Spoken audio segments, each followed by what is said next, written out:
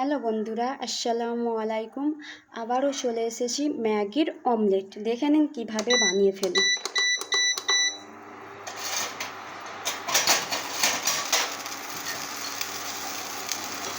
প্রথমেই আমি একটু জল দিয়ে নেব।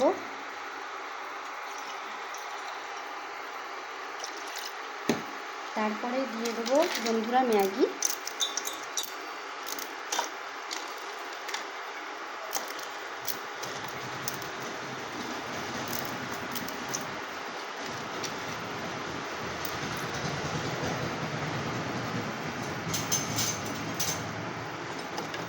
তারপরে বন্ধুরা ম্যাগি মশলা দিয়ে দেবো। এটাকে ভালোভাবে ফুটিয়ে সেদ্ধ করে নেব ভালোভাবে একটু।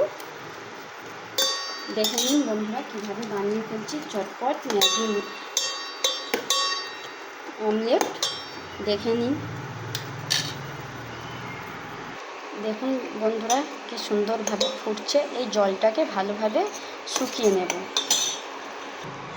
দেখুন বন্ধুরা জলটা একেদমই শুকিয়ে গেছে। এবারে এটাকে নামিয়ে নেব। দেখুন বন্ধুরা এবারে নামিয়ে নেব ম্যাগিটাকে একটা বোলের মধ্যে।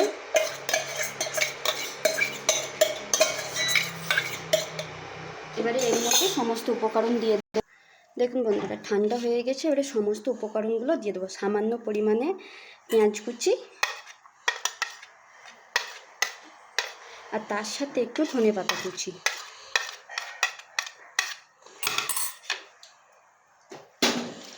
আর পরিমাণ মতন নুন, আর ডিমটাকে ফেটিয়ে নেব।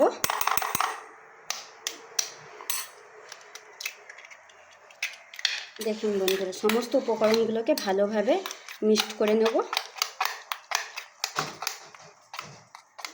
দেখুন বন্ধুরা সমস্ত উপকরণগুলো ভালোভাবে ফাটানো হয়ে গেছে। এবারে চলে যাব গ্যাসে। বন্ধুরা এবারে কড়াইয়ের মধ্যে হালকা পরিমাণে তেল দিয়ে নেব।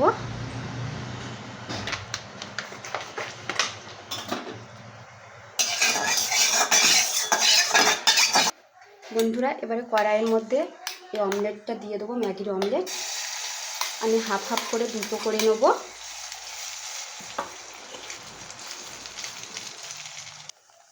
দেখুন বন্ধুরা ঠিক আমি এরকম করে নিচ্ছি, আর একদম হালকা মিডিয়াম টু আঁচে রাখবেন, ঠিক আছে? হালকা হালকাভাবে ঠিক এরকমভাবে ভেজে নেবেন।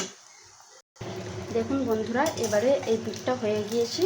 আমি আলতো হাতে আস্তে আস্তে এটাকে ঠিক উল্টে নেবো এরকমভাবে। দেখুন কত সুন্দরভাবে এই সাইডটা ভাজা হয়ে গেছে। দেখুন দেখুন বন্ধুরা ঠিক এরকমভাবে আরও একটা যে আছে আমি সেই উপকরণটাকেও ভেজে নেব। দেখুন বন্ধুরা এটা হয়ে গিয়েছে। এটাকে এবারে দেখুন এটাকে এই যে তুলে নেব। আমি লাল লাল করে দু সাইডে হালকা আঁচে ঠিক ভেজে নিয়েছি। এবারে এটা তুলে নিচ্ছি। দেখুন বন্ধুরা ঠিক বন্ধু আবারও আর একটাকে দিয়ে দেবো। হালকা সামান্য পরিমাণে তেল দিয়ে নেব। এটাকেও ঠিক সেম প্রসেসে আমি দিয়ে দেবো বন্ধুরা। দেখুন বন্ধুরা এটাকেও আমি হালকাভাবে ভেজে নিয়েছি। দেখুন কত সুন্দরভাবে হয়ে গেছে। দেখুন এই যে হালকা আঁচে আমি ভেজে নিয়েছি।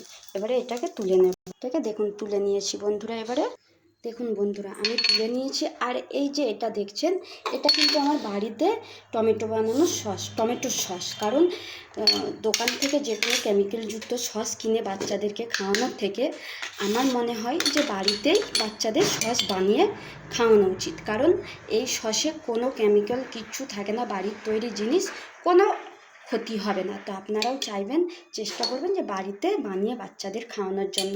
তো বন্ধুরা আজকের মতন আমার এই ভিডিও এখানেই শেষ। তো আপনারা চাইলে বাচ্চাদেরকে ভালোভাবে এটা বানিয়ে খাওয়াবেন। টাটা।